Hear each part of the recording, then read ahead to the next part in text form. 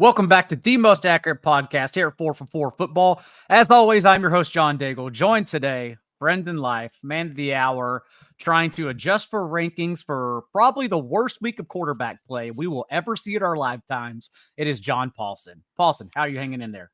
I'm doing all right. I'm also waiting for a pool table delivery, so I might have to hop off. Fair warning, I might have to hop off the stream for a few minutes to deal with that. But yes, the quarterback situation this week is dire. There is just a group down at the bottom of the rankings that have no business starting, but they are, and we have to deal with the ramifications. Between Little Caesars, HelloFresh, and a couple solo shows per week, the people will be just fine with my voice. If they haven't run away and our numbers are up, so I know they're not running away just yet, they will make it for one more week with just me. We'll be okay while you live the How Rich life. Before we begin, because there is a lot to discuss here on a week with 4 buys, reminder, the Halloween sale is up, but you can still get a discount at 44.com for the rest of the year. And if you're already eliminated from those redraft leagues, just remember the discount goes across the board for everything. So either myself and TG Hernandez with our DFS content, or Ryan Noonan and Connor Allen with tackle and player props. Also, Kevin O'Brien doing great work with NBA player props too. Like, we could get you that money back for sure at a discount now for the rest of the season at 44.com. So make sure to jump on the site, check out the plans, and get in, because it is certainly not too late before those league dues are owed to your commissioner. Let's begin, though, with this Thursday night game between the Titans and the Steelers being 3-point favorites. And in the waiver column, I ranked Will Levis as the third quarterback pickup of the week, the third streamer, both short-term and long-term, behind Sam Howell and Derek Carr. And some people were shocked. And that's just because we need to temper our expectations with what we saw from Levis. Because on one hand, yes, he did have explosiveness. The Titans didn't have a single touchdown over 20 yards before Levis went under center last week. All of a sudden now they have 3 over 20 yards. But he was still bad. He was still 3.8 yards per attempt under pressure. And if you look at the advanced metrics, literally dead last in the league, 44th out of 44 in success rate through the air too. And now on the road on a short week with DeAndre Hopkins battling with his toe injury, I'm slightly concerned. Also, we know his 13.8% touchdown rate is not sustainable. So I want to temper my expectations for Levis tonight. Having said that, if you're desperate, and we all are because of the quarterbacks we'll talk about in the show, of course you can pick them up. I did in Superflex leagues, and I still plan on starting him. So what is your outlook for Levis this evening and the Titans passing game? Yeah, I mean, his yards per attempt were good, 8.2, the 4 touchdowns, 230-something yards. So on the surface, it looks good. You mentioned some advanced metrics that are worrisome. Hopkins is going to play. It is a good matchup against Pittsburgh. This team, I mean, maybe they've changed personnel a little bit, but they're 18th in adjusted fantasy points allowed to quarterbacks. They're 30th in adjusted fantasy points allowed to wide receivers. So the matchup is fairly favorable. I do think the Steelers should be able to put up some points through the air on the Titans, and this one maybe is a little higher scoring than people think. But yeah, I mean, of all the guys that are, being thrust into a starting role, at least we saw one game where Levis did pretty well. I still worry. You mentioned points being on the board. I still worry about the Steelers offense because I know the narrative has been, let's wait and see if Kenny Pickett can get back under center. But the issue is they've been terrible with Kenny Pickett under center. 31st in points per drive, 28th in yards per play. They're punting at the highest rate in the league to end their drives. So I don't know. I worry about the Steelers offense as a whole. And honestly, we saw them take the explosiveness out of that passing attack last week. They went back to the same old garbage, running George Pickens on a route on his highest rate on go routes last week, 68% of his routes. And then we saw them. That's why Deontay Johnson had that 40% target share, because they went back to pelting him underneath in the flats, which doesn't help him because he's just a high floor option without a ceiling then, because he hasn't scored a touchdown in his last 184 targets. And it doesn't help Pickens because then he joins the Amari Cooper, Garrett Wilson shadow realm of guys who actually their targets don't matter. They have to score a touchdown to get there every week. So I'm concerned personally.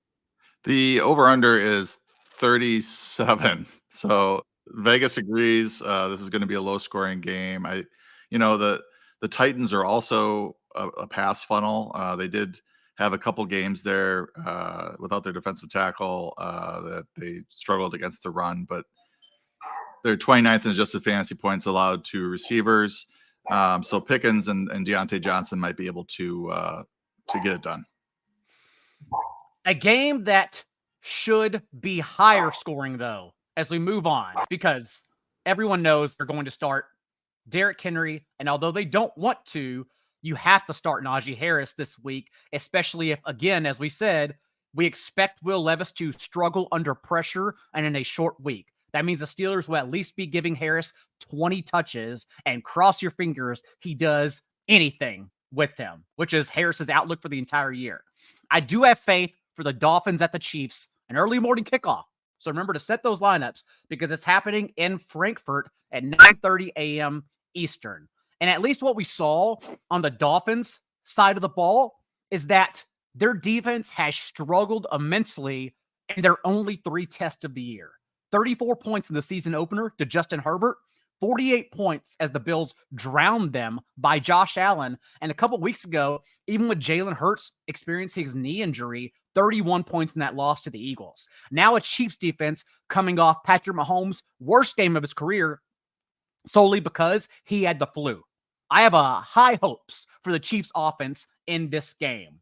Not only that, but for the Dolphins side of the ball, we've seen the Chiefs, even with Chris Jones since week 2, be a run funnel. They have stopped the pass. They've eliminated opposing offenses, but running backs are still getting there. We saw Javonte Williams just last week. That's how the Broncos exploited the Chiefs.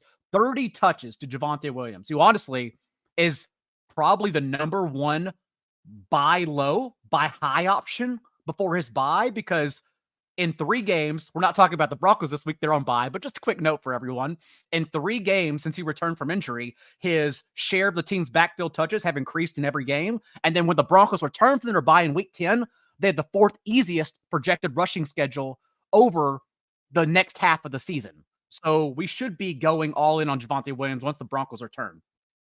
But this explosive rushing attack for the Dolphins still predicates on explosive passes. So although Raheem Mostert struggled through his ankle injury, clearly didn't see a single target for the first time all year last week, he's still the player they funnel through as Jeff Wilson and Savon Ahmed for only one more week, because we're getting Devon Achane back after Miami's bye next week.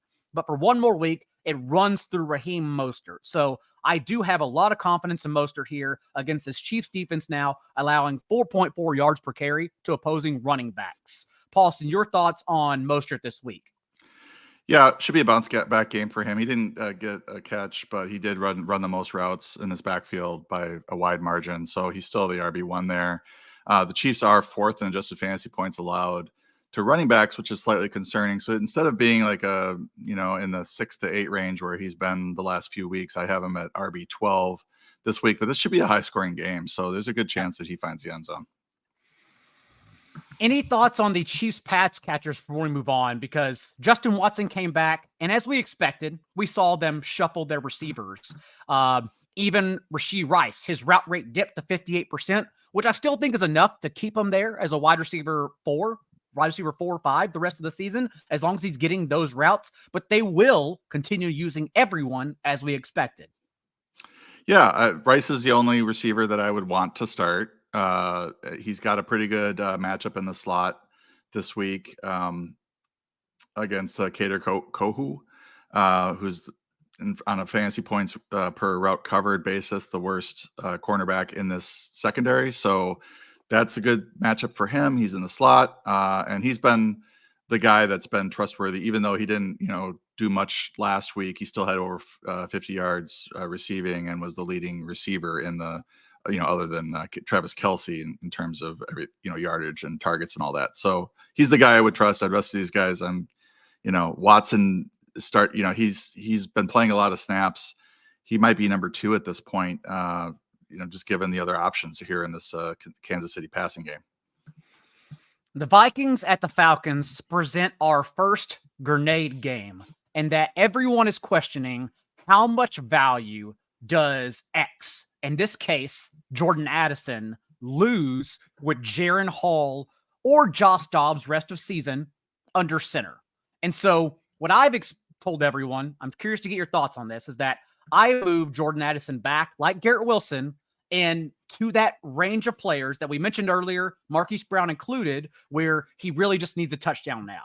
I do still am a little more encouraged about Addison compared to Garrett Wilson, Marquise Brown, because unlike those other guys, at least Kevin O'Connell has been scheming targets creatively for Addison to keep him involved. Screens, red zone. Like, they are actually using him properly, whereas those other guys just run deep and then you have to cross your fingers they catch passes. That's the only way they get there. So still a little more confident for Jordan Addison, but I definitely moved him down to a wide receiver 3 rest of season, because even Josh Dobbs, unless he's the player he was the first month, isn't helping anyone.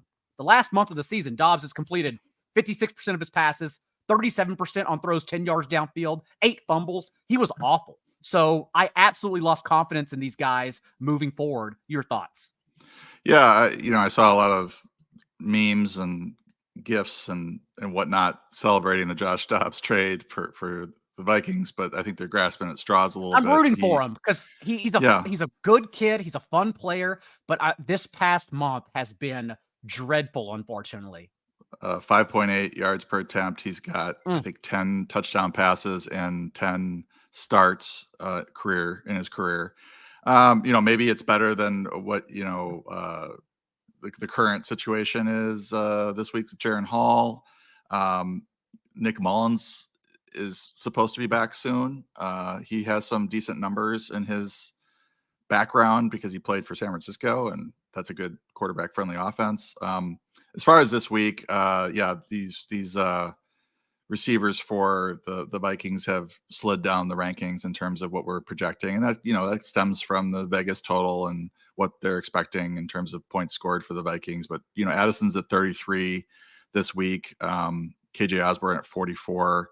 We're not even sure how they're going to distribute these targets, but the thing working for you, if you are trusting Addison, is that Minnesota has been very pass heavy, and in terms of Jaren Hall's college numbers, he's projecting to be an average rookie quarterback in his first few starts. And, yeah, he's a day 3 quarterback. Yeah. So maybe there's something decent, and maybe Addison is able to score a touchdown or something like that. So that's the upside. But I've got him at 33 as a wide receiver 3 this week. I also worry about TJ Hawkinson and this spot, but rest of season, even from Dobbs, at least we saw Dobbs target his Cardinals tight ends at the second highest rate in the league. And the way they use Hawkinson, it doesn't matter who they have under center, right? Like, he's still 31st in depth of target. He runs these dinky 2-yard routes, and he gets there solely on volume as a player without a ceiling. Like, that doesn't go away because they're suddenly not going to start running him deep if they didn't whenever they lost Justin Jefferson. They used him the same way, like Alvin Kamara, the tight end. So it's fine. Hawkinson will survive any quarterback change because of the way they use him as a high floor option. On the other side of the ball, we're also seeing Taylor Heinicke come in, and Drake London most likely out this game. It sounds like he wants to play, but the team doctors may be holding him back with that groin injury. And if that's the case, I know you write the sneaky starts article on the site. My sneaky start would then be Van Jefferson, because at least we know the Vikings have allowed the second most fantasy points per game to opposing boundary receivers. And when Heinicke came onto the field, Jefferson saw a team high 25% target share. So that would be my pivot for 12 and 14 team leagues if London misses this game. Yeah, he had 5 targets. Van Jefferson did. I would think 5 out of 21 pass attempts. I would think, and Kadero Hodge actually had 3 catches for 75 yards. He was the most productive on a per target basis. But I would think this would be the situation where you'd have to use Kyle Pitts and pepper him with 10 targets. So I've got him ranked a little bit higher than I normally do. I normally fade him relative to consensus in my projections, just because he doesn't usually live up to what people think he can do. But I think with Drake London out, do they really have much of an option? But I do agree that of the receivers, Van Jefferson is the most likely to see the most targets, but Kadero Hodge has a little bit of upside there, since it looks like, he had 75 yards on 3 catches. He had 75 of Heinicke's 175-yard passing last week. The Seahawks at the Ravens do give me quickly, with the quarterback changes, any thoughts on the Vikings backfield? Because now we have at least seen this 4-game sample with Cam Akers, and really the one time Alexander Mattison handled over 90% of the team's backfield touches, that was the blip on the radar, because Akers is now seeing at least 28% of their backfield touches in 3 of those 4 games, coming out of the bye with 7 touches to Mattison's 10-2. So I think it's a timeshare, but any thoughts? Are we losing even more value for what has been a very ineffective backfield with Josh Dobbs or Jaren Hall? Yeah, I mean, I think your chances of scoring a rushing touchdown, which were already pretty low, are even lower now, because will the sustained drives be there for the Vikings offense? Mattison is he had 17 touches last week, 27 in the last 2 weeks. It is just basically a timeshare. Mattison in the lead role, but only slightly. It's not like Akers has come in and tore anything up behind the same line either. He's had a couple of decent plays, but they continue to go back to Mattison as the lead back. It is more of you have to start him because you have nobody else healthy. He's an RB3 at this point. I do have faith in the Seahawks at the Ravens, because the Seahawks, coming out of their bye for 3 games, got everyone healthy in their secondary, and now they've leaned on zone coverage on 83% of their snaps in that time. And we know Lamar Jackson has been pelting zone coverage for a league best 78% completion rate and 8 yards per attempt. Not only that, but the few times the Seahawks have played a mobile quarterback this year, they all got there. Daniel Jones had 66 rushing yards. Josh Dobbs had 43 yards and a touchdown. And PJ Walker last week even reached 27 rushing yards. So between Lamar Jackson and Zay Flowers, who is still averaging a team high 26.6% target share against zone coverage, I have faith in the Ravens offense getting there through the air this week. I don't necessarily want to chase Gus Edwards falling forward for 3 touchdowns as he did last week, with the Ravens being 9.5-point favorites. Like, the game script just happened to work out for us last week. Yeah, the Seahawks are an interesting defense, because they actually, in real world terms, their numbers are pretty good, but from an adjusted fantasy, and they have points good players too. Yeah, and they've gotten people healthy. But from adjusted fantasy points allowed standpoint, they're bottom half in just about every category. Lamar Jackson, they're 28th in adjusted fantasy points allowed to quarterbacks. They're 18th in adjusted fantasy points allowed to running backs. So I do have Gus Edwards ranked as an RB2. And receiver, it's a little dicier. I think Zay Flowers, not Zay Flowers. Zay Flowers, Seattle, 26th in adjusted fantasy points allowed to receivers as well. He's obviously the biggest threat, he and Mark Andrews, in the passing game, but he's been a little bit pinched by Odell Beckham being healthy, Rachaad Bateman being healthy, Aguilar being healthy. So his numbers are down just a tad here in terms of his usage. And it's because of the way they use him. He leads the team with 15 red zone targets, but he doesn't have a single end zone target, because they practically only then go to those bigger receivers like Aguilar, Beckham for end zone targets. They feature a Mark Andrews in that area too. So it's like Zay Flowers is, he's like, okay, if we already pointed out tight end Alvin Kamara and T.J. Hawkinson, Zay Flowers is wide receiver Alvin Kamara, and that he just gets everything underneath. So he's just like backdooring his way to all these PPR points. So he's a fun and exciting receiver, but for him to pop off and reach a ceiling, you need the team to use him differently. So still roll him out there, but for things like ladders and betting props for DFS even too, Zay Flowers honestly just lacks a ceiling because of how they use him. And for the other side of the ball, it's at least interesting because the Ravens haven't played anyone. The last 5 quarterbacks they've faced: Dorian Thompson-Robinson, Kenny Pickett, Ryan Tannehill, Jared Goff on the road, and Josh Dobbs. Like, even Pickett was the only quarterback to reach 7 yards per attempt against them all year because, again, they haven't played anyone. Having said that, going back to even last year, they have historically schemed a good defense, a pass defense at least. So we do think they're good. We just don't know the range of how good they are. So we're still throwing Geno Smith out there if we have faith in their offense. And I think it's a bounce back week personally for DK Metcalf. And I'm curious how you rank the receivers because since they're bye, when we can say Metcalf got over his rib injury, he has taken a lead ahead of Tyler Lockett, a 29.5% target share to Tyler Lockett's 21.7%.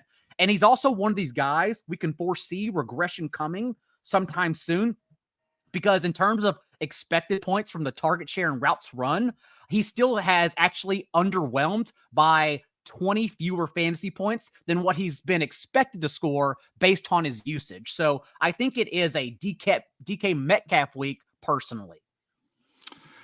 Well, that's interesting. The Ravens are showing up as a tough matchup, and I think it probably comes down because you said they haven't played anybody. The Goff matchup on the road. And to be fair, who has played anyone? Like we can't even put 13 competent quarterbacks in the league. So yeah, I think what they did to Goff or how they were able to limit Goff really helped their adjusted fantasy points allowed because they're third in adjusted fantasy points allowed to quarterbacks. They're I think fourth or fifth, the fifth in adjusted fantasy points allowed to receivers.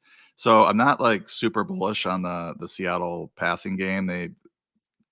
Teams have actually seemed like they've had more success running the ball on the Ravens than they have throwing the ball. But Seattle's they're kind of a frisky team. I'm interested to see how this game goes because this is two teams that are with winning records, and we saw what happened last time. The Lions went into Baltimore and just got steamrolled. So. I'm not looking to run out Geno Smith, but there are certainly this week, given the quarterback landscape, he is, a high-end QB2.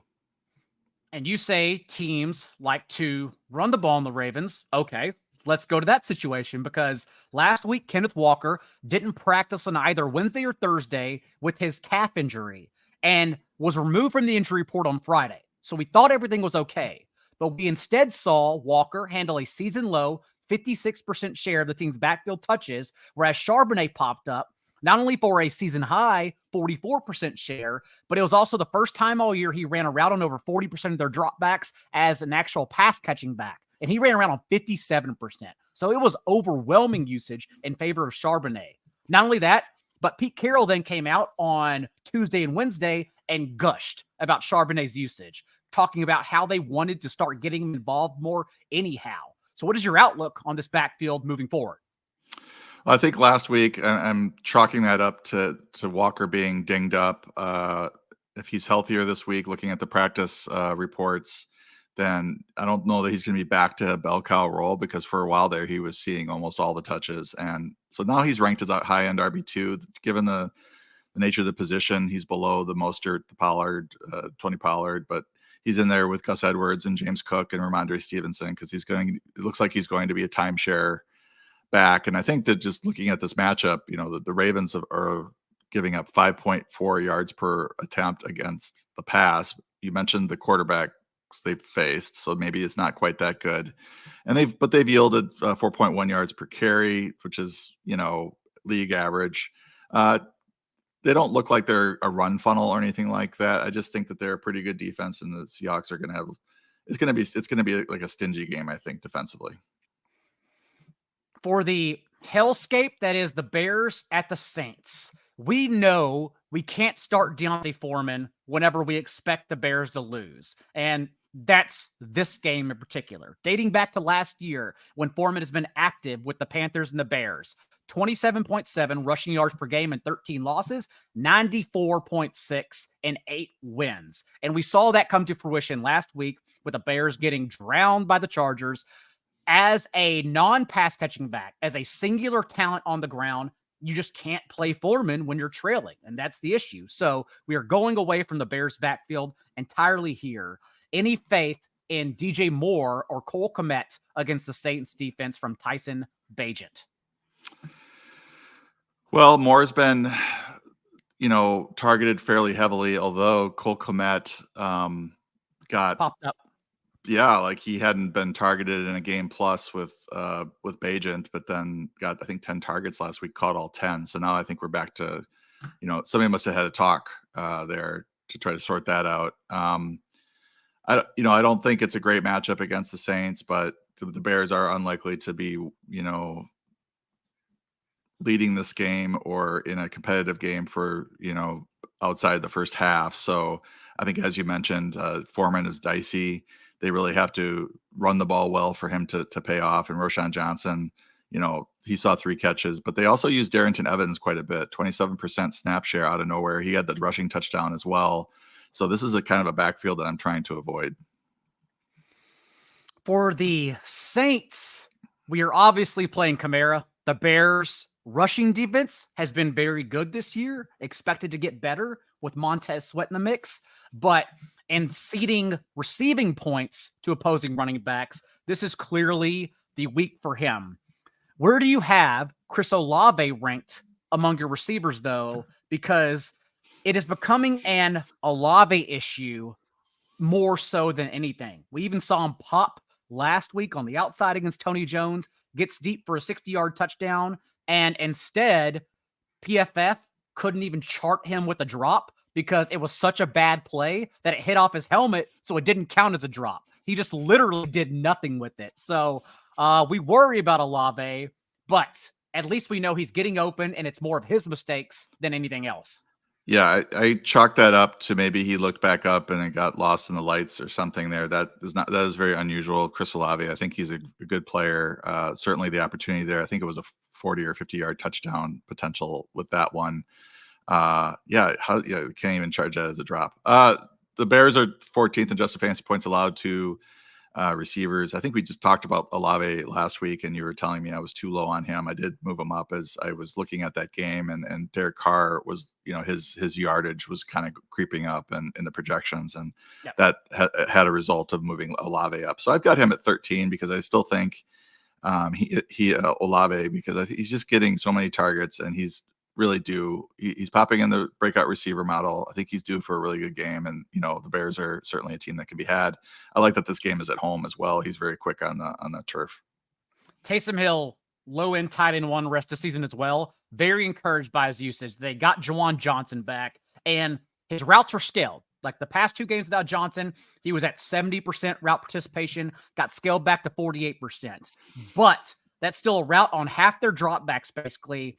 And 6 carries inside the 6 carries inside the red zone, 3 inside the 10-yard line. Like they put him where he has touchdown equity. So you couple all of that with 2 pass attempts as a quarterback too.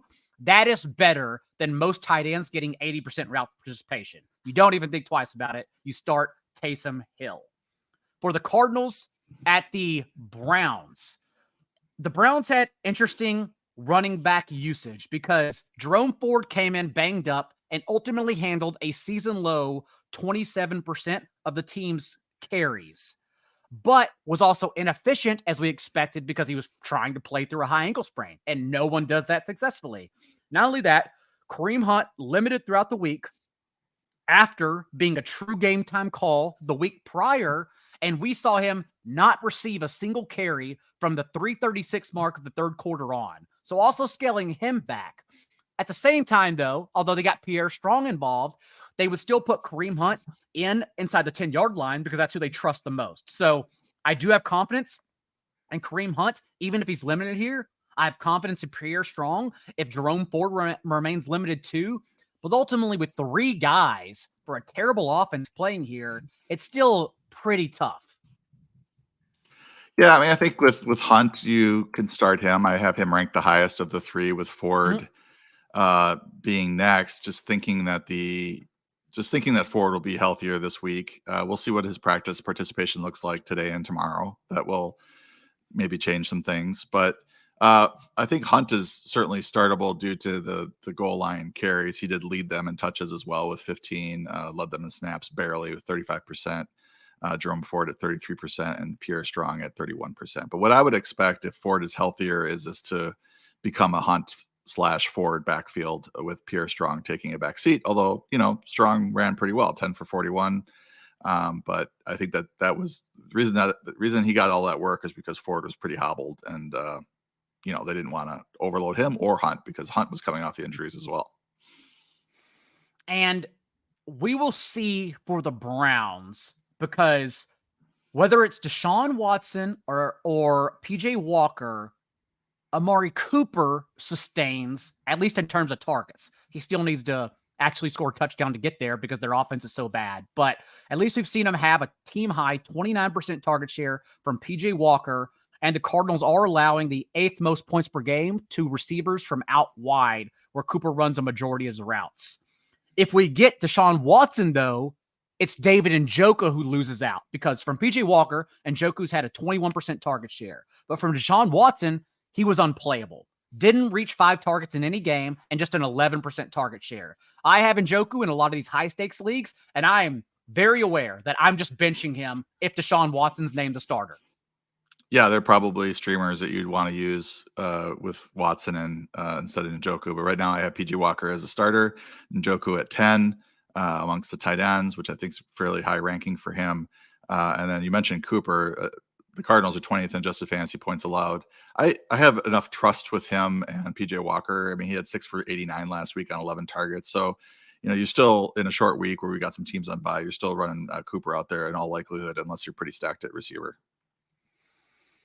The Cardinals, for Emari Demercardo, a absolutely miserable spot with Clayton Tune under center. Kyler Murray fully expected not to return this game. They cannot throw him on the road against Cleveland in bad weather in his first start. He will start at home next week. And because of that, we absolutely lose Marquise Brown. I'm not trying to play Marquise Brown anywhere from Clayton Tune. At least we know Demercardo, though, 37 of the team's 44 backfield touches the past 2 games. When you look at the rankings and you see every running back is bad, you just say, okay, Demercado's a touch-based RB2. I'll throw him out there in an absolutely miserable spot, and I don't care what he does because I just need the touches this week. Trey McBride. I just want to mention I've got him at 27. Moved him down as I know he's dealing with an injury as well on top of things. They lost Dameon Williams to injury as well. So Keontae Ingram is the backup there, but it's a bad matchup. You don't want to start Demercardo, but I think is a RB3. Some people are going to have to. Good luck finding an RB2. That's what I say. If you don't want to start Demercardo, I dare you to find someone better. And then for Trey McBride, you're obviously starting him last week. Team high, season high, 84% route participation, 38.8% target share without Zach Ertz. Certainly don't expect that target share to continue. But again, the quarterback play is going to be so bad from Arizona this week. I bet it's just garbage time dump offs to McBride underneath. So just keep starting Trey McBride, and then we will evaluate it further with Kyler Murray in the future. For the Bucks at the Texans, a sneaky good spot for CJ Stroud, because we've seen the Bucks Stevens out of the bye turn into pumpkins. Since they've returned, 8 yards per attempt to Jared Goff at home. That's Jared Goff road splits. I know you like those.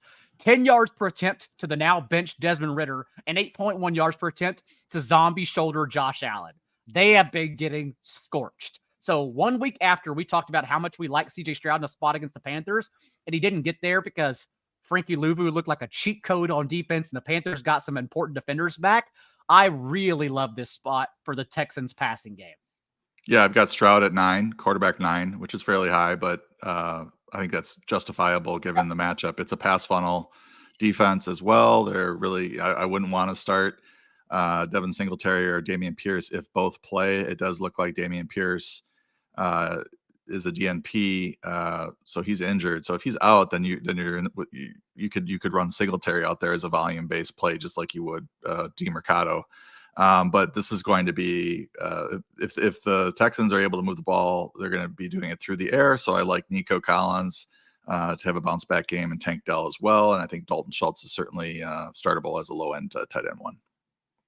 We are monitoring for the backfields Dameon Pierce, who was a DNP on Thursday. It has become a true timeshare the past 2 games for the Texans, with Pierce and Singletary handling 25 touches apiece. It is a miserable spot on the ground for Singletary, but if Pierce is out, again, I dare you to find 18 touchbacks this week, so you would start Singletary regardless of the ensuing results. On the other side of the ball, too, Rachaad White, won't be able to run against anyone, but especially against the Texans. But he's seen a double-digit target share in every game since week 2. That's why you keep playing him. You do not worry about his 30 rushing yards. You just take the targets and call it a day and keep starting him. For the Commanders at the Patriots, a game that exists for betting purposes, because if we weren't trying to pay our rent and mortgages, we would never watch these two teams play professional football.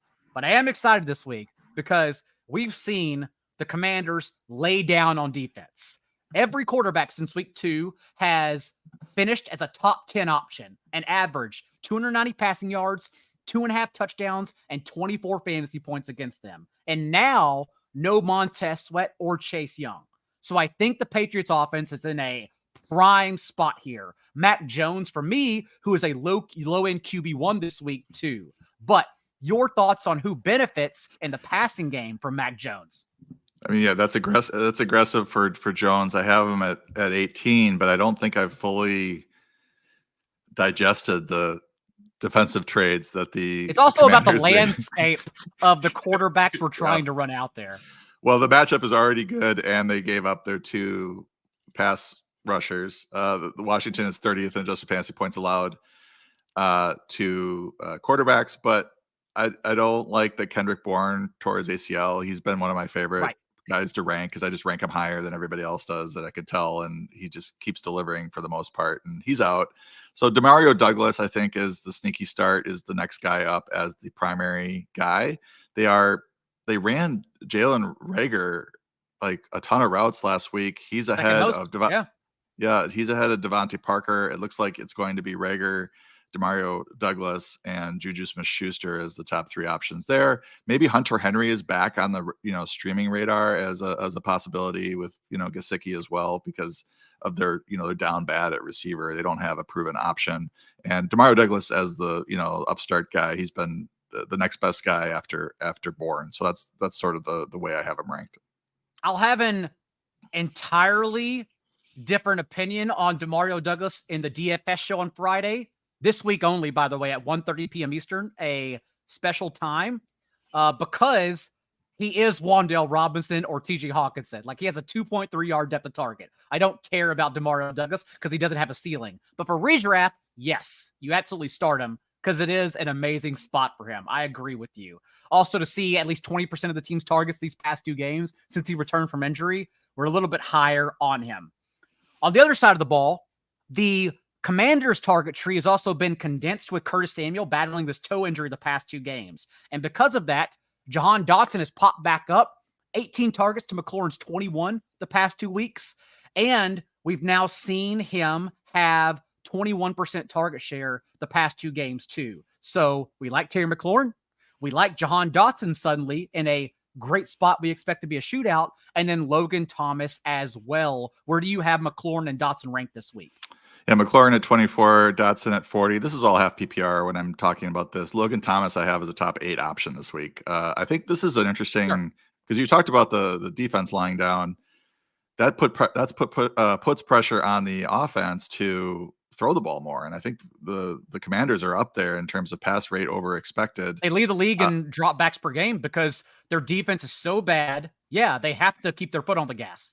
So I think Sam Howell, even though it's not a great matchup, the Patriots 6th in adjusted fantasy points allowed to quarterbacks, the volume should be there for him to get there. And he also, adds a little bit as a runner as well. He has a good set of, this is the same assessment that we made in the preseason, is that he's got a good set of receivers and can run the ball and is live. And he's been, he was QB1 last week. He's had some ups and downs, but this one should be one, with the Patriots able to score some points, that the Commanders are going to have to throw the ball as well. Also, Eric Bieniemy, an interesting wrinkle in their game plan this past week against the Eagles.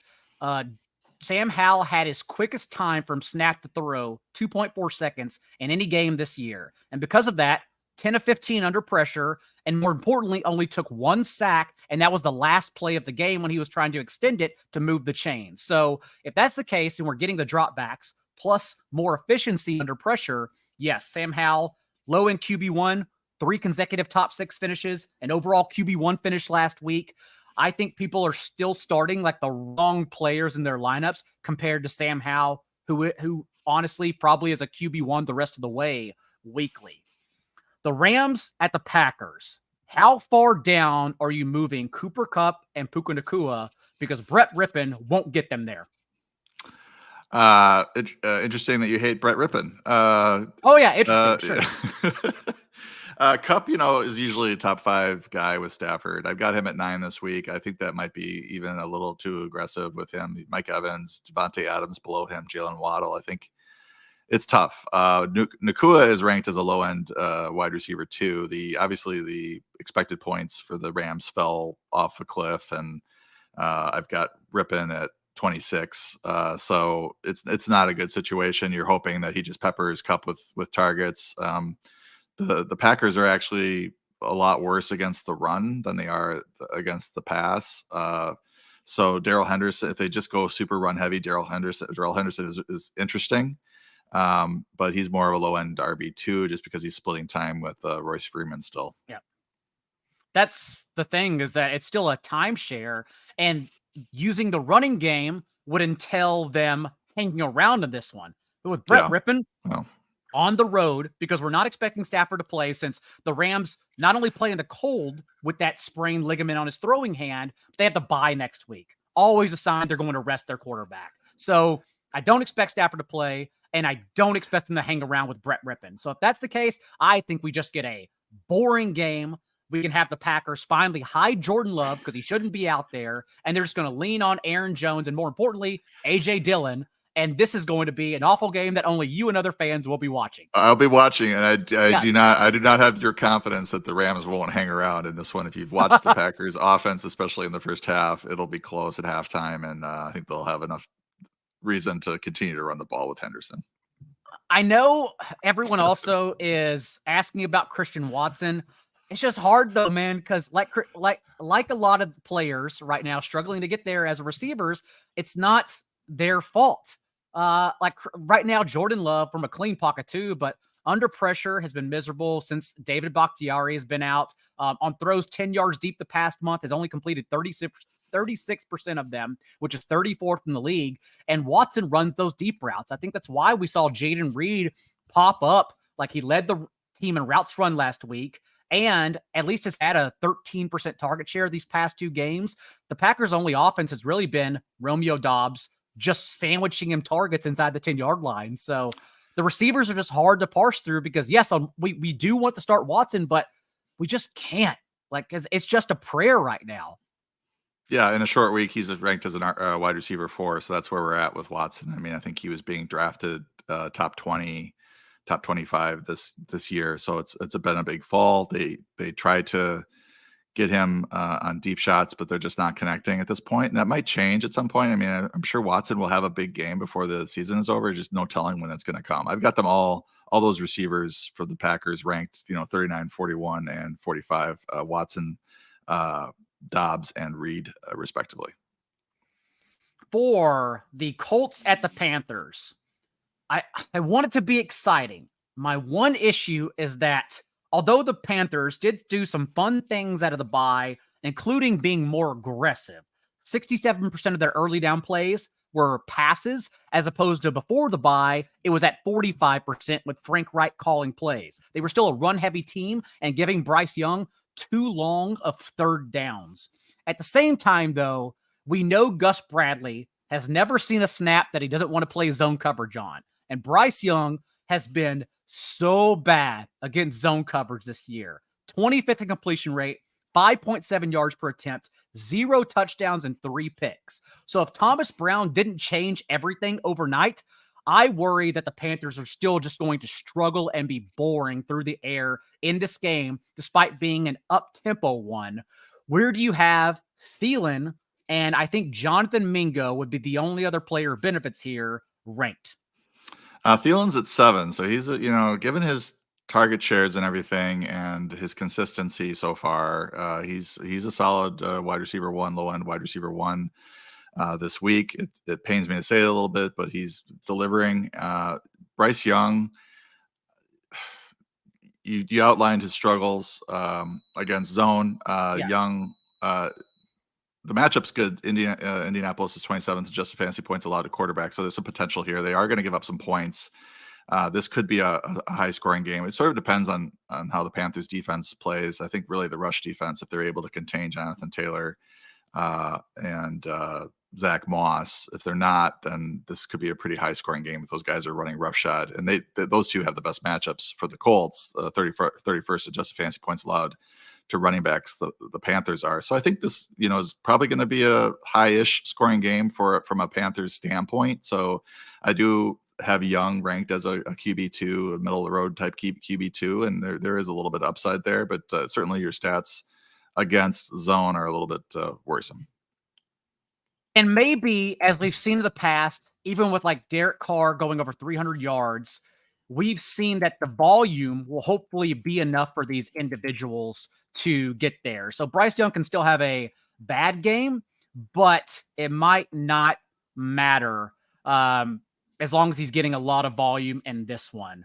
For the Colts side of the ball, too, we've seen now that we think Gardner Minshew and the Colts passing attack can get there all because of the way Shane Steichen schemes the offense. And Minshew's 4 starts even.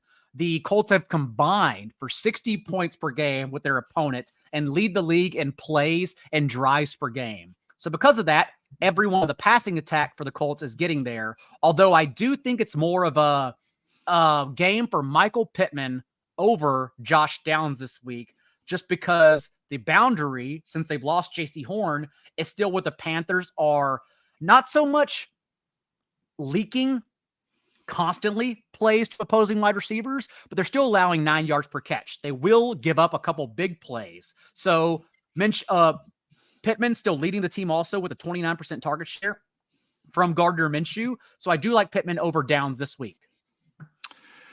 Yeah, and this is, I think the Colts have a lot stronger running game than the Texans did last week. So the one thing that gives me a little bit of pause is that the Panthers shut down Stroud after he looked so good first half of the season.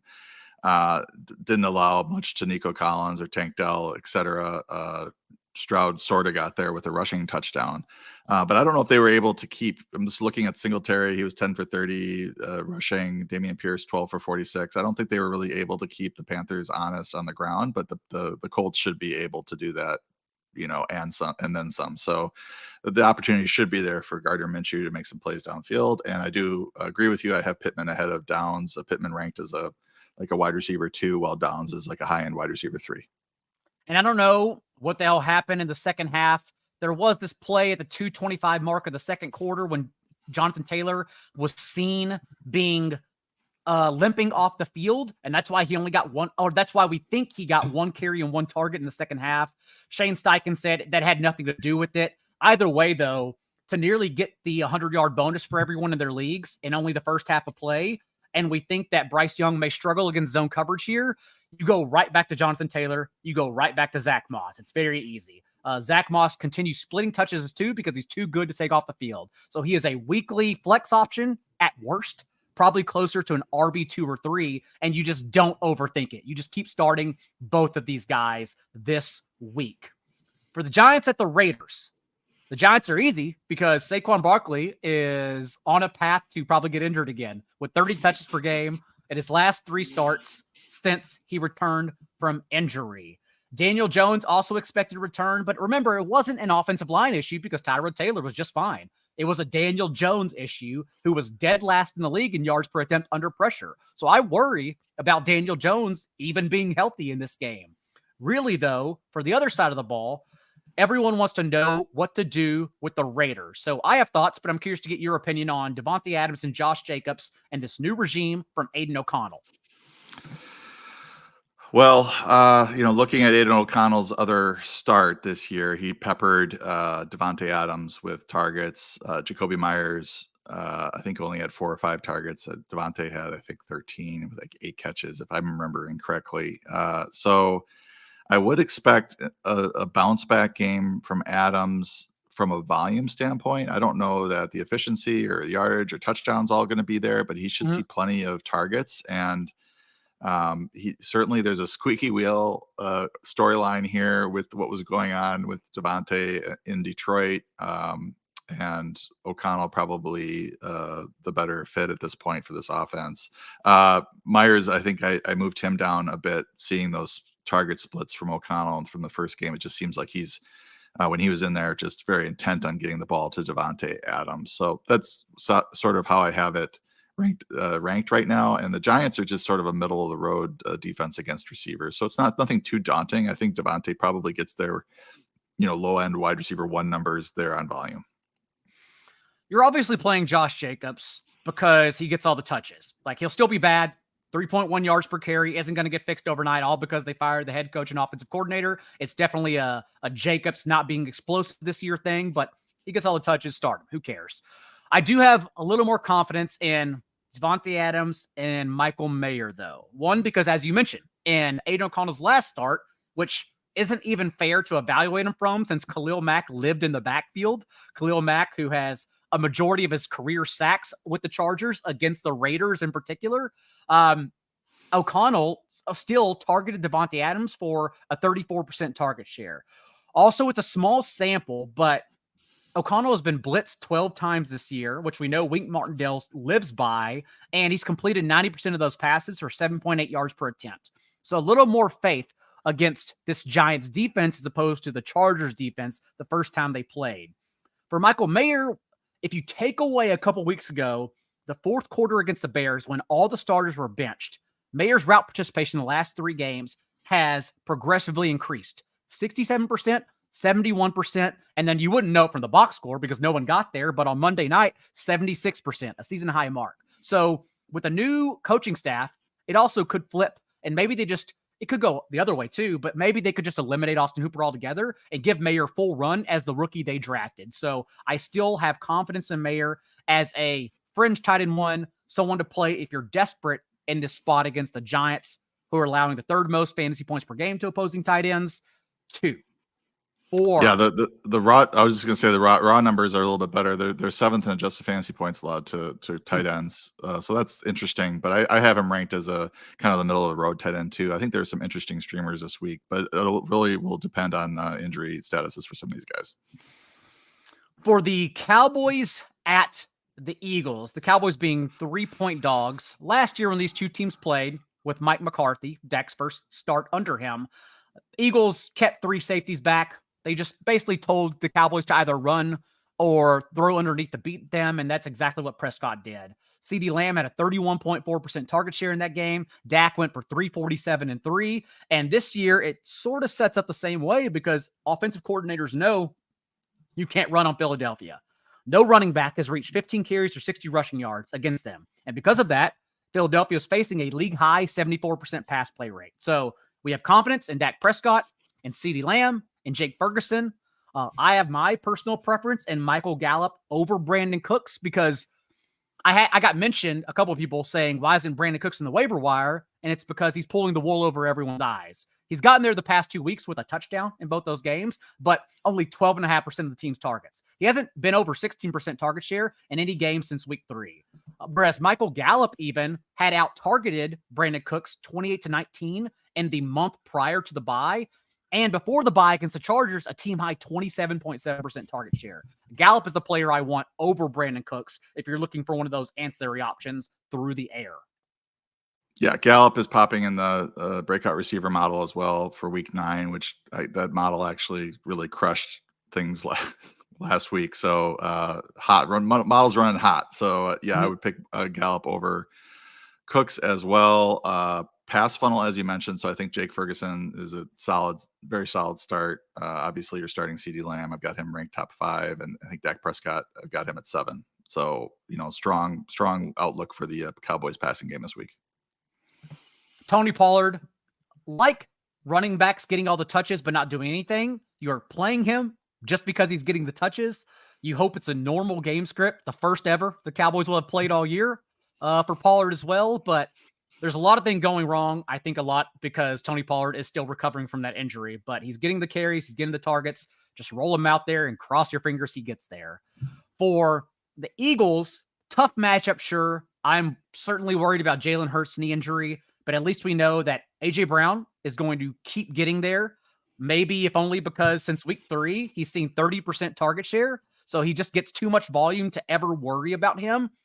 And we talked about DeVonta Smith being the pivot last week, and Smith did get there against the Commanders. This week, I scale it back, and I think Dallas Goedert's the better option over DeVonta Smith, because at least we know the Cowboys, 7th most yards per game, 6th most yards per catch to opposing tight ends. And since week 3, as I mentioned, DeVonta Smith and Goddard have tied in target share behind A.J. Brown with 17.7% apiece. Yeah, Goddard is a top 5 play. I've got him at tight end 5. The Cowboys are 19th in adjusted fantasy points allowed to tight ends, and 6th in adjusted fantasy points allowed to receivers. So certainly Goddard should have more opportunities than DeVonta Smith as the second option in this passing game. For the Bills at the Bengals on Sunday night, we had questions if Joe Burrow was healthy. And coming out of the bye, not only some amazing plays on film, but 10 of 10 for 13.5 yards per attempt under pressure. I would say Burrow is just fine. Not only that, but we know this Bills defense, although they took care of business on Thursday night against a bad Bucs team, has become a much different unit over the last month of the season without Tre'Davious White and Matt Milano. 20th in yards per attempt through the air, 25th in explosive runs, gains of 10-plus yards allowed on the ground. So we think it's a great spot for the Bengals offense on Sunday night. Yeah, I would go both ways with this one. It should be a high-scoring game. Josh Allen and Joe Burrow should both find success. The adjusted fantasy points allowed numbers are still catching up to those injuries that you mentioned for the Bills, so they still look like a pretty tough matchup in certain situations. But Mixon has a good matchup. They're 24th in adjusted fantasy points allowed to running backs already, 7th against quarterbacks.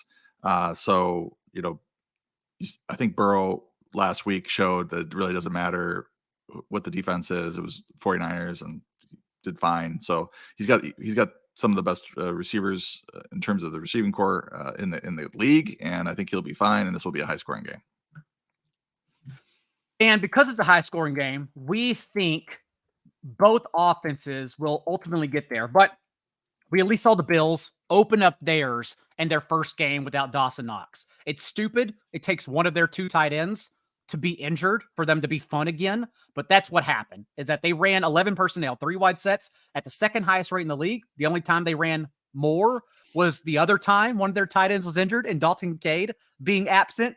Also, Josh Allen, a season high, 3 design runs, and now back-to-back season highs and carries 7. Dalton Kincaid in on a route for a season high 85% participation. And then the big winner, because of those 3 wide sets, was Khalil Shakir with a season high 70% route rate and 15.5% target share, 18.5% target share. So your thoughts on Khalil Shakir and where you have him ranked this week?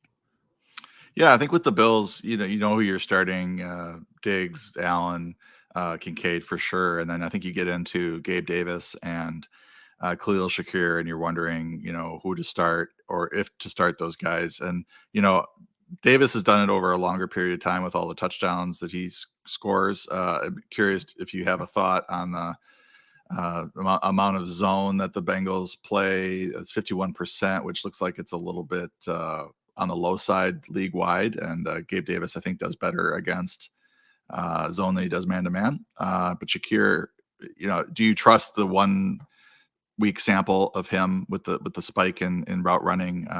Probably. I think they put a concerted effort to get him out in the field and get him the ball, and he delivered. So I've got him ranked as a wide receiver 4, Gabe Davis as a wide receiver 3. For the rest of the season, Leonard Fournette, I don't expect to be active for this game, but it's clear why they signed him. And I ranked him accordingly on the waiver wire. If you jump in on the site, you can go check it out there rest of season, because Latavius Murray now has 5 carries inside the 2-yard line as their primary goal line back. He's totaled -1 yards and 1 touchdown. It's just not enough. It's not good enough. So I think Fournette comes in, takes over that goal line equity, and then in finishing 5th among all running backs in targets per game, I could see him being used in pass pro and on 3rd down over James Cook too. So we have multiple outs with him and with Josh Allen for the rest of the season. I do like Fournette long-term, but can't think of him being a factor in an immediate turnaround on Sunday night here. Yeah, I don't know how much he affects Cook long term. Maybe some. I guess they, if Murray's having that many struggles in the red zone or a goal line, his opportunities that they might turn to Cook, and now they're going to be turning to Fournette. So that's where he might make some hay. But I still think James Cook role between the 20s doesn't change a whole lot. And finally, for the Chargers and the Jets, Josh Palmer sounds like he's going to come down to the wire as a game-time decision because of the knee injury he re-aggravated this past week. And because of that, we did see Quentin Johnson get involved for a season-high target share, but we still really need Palmer out of the way to have confidence in any of the ancillary options behind Austin Eckler and Keenan Allen, given how great the Jets defense has been and limiting elite opposing quarterbacks on the year. So your thoughts on the Chargers offense first? Well, the Jets are number one worst matchup in the league for receivers. So in terms of adjusted fantasy points allowed. So, Keenan, you start Keenan, but after that, Palmer is kind of faded in the rankings. I have him at 43 right now. Quentin Johnson at 65 or something like that, 66. If Palmer's out, Johnson will move up, but I don't have confidence that he's going to deliver against the Jets. I'm a little low on Justin Herbert in terms of his, expected projected passing yards. I do think that the other player besides Eckler and Keenan that's startable if Gerald Everett remains out is Donald Parham. The Jets are 24th in adjusted fantasy points allowed to tight ends. He's got some touchdown equity upside as well. If Everett does play, then maybe he could be kind of squeezed in there as a streamer. But as it stands, I think Parham is the big winner with Everett out. We definitely do need, as you mentioned, Gerald Everett out, though, for that to happen. Otherwise, we've seen them basically be the Seahawks committee, and that no one gets there because they're all being used. What about through the passing side of the ball for the Jets? Because you would think it's a good spot, given that everyone continues exploding through the air against this Chargers secondary. Yeah, Wilson I have in the top 10. He's going to get there, I think, on volume. I actually am, reasonably high on Zach Wilson. I think that was one of the things that jumped out in the projections when I first ran the numbers, is that he was showing up as a middle of the road, high end QB2. I dropped him down a little bit from that, but the Chargers are last in the league in adjusted fantasy points allowed to quarterbacks. So they're the best matchup that he could possibly have. And they're a pass funnel as well. They're doing a good job against the run. I don't know if they'll be able to keep that up against Breece Hall, but Breece Hall should be able to get there perhaps as a receiver as well. Oh, Breece Hall, when you were dealing with your How Rich problems, I was going on a soliloquy about Javonte Williams rest of season and how I truly think he's a buy right now at basically whatever price. Like even if we don't think we're going to have Stafford, or even with like Jordan Addison, let's say from Josh Dobbs, I think Jordan Addison for Javonte Williams is an amazing trade if you're getting Javonte Williams. I'd say that for Breece Hall too, because we've just seen the lid popped off now, and his share of the team's backfield touches have increased in all three of his last games, 71.5%, 77.2%, and then coming out of their bye, a season-high 82% of their touches. And we saw him not get there as a running back this past week, but to handle 18 to 22 backfield touches and still get 6 receptions, explode for that 50-yard touchdown catch. As long as he's getting all the touches, he is the talent now a half season removed from recovering from his torn ACL that gets there weekly with a good defense because the game script keeps him involved. So, but Breece Hall, you just have to get higher on rest of season. Not universal you. Yeah, I have him at 3 this week. I think he's a real strong start. If he doesn't get there as a runner, he'll get there as a passer or as a receiver. With that, though, Paulson, an hour show because it's always fun when the quarterbacks are bad and we don't have to talk about in depth the offense is going off because no one goes off in the year 2023 of football. So what else do you have for everyone on the site? Sneaky Starts is up. I'm going to be doing my Discord chat tomorrow at 2 p.m. Pacific, 5 p.m. Eastern. So if you want to get into the Discord and discuss some questions, start sits there, that'd be great.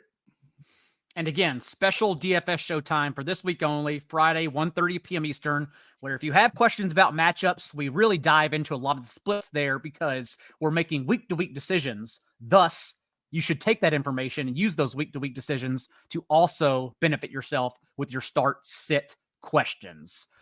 With that being said, remember, still a discount going on at the site right now because you can get those league dues back, whether it be through our betting or DFS Discord, if you are still fighting for the playoffs. Until then, we will both be back on Friday. And remember, until then, be a little bit kinder than what's required. We'll see you next time.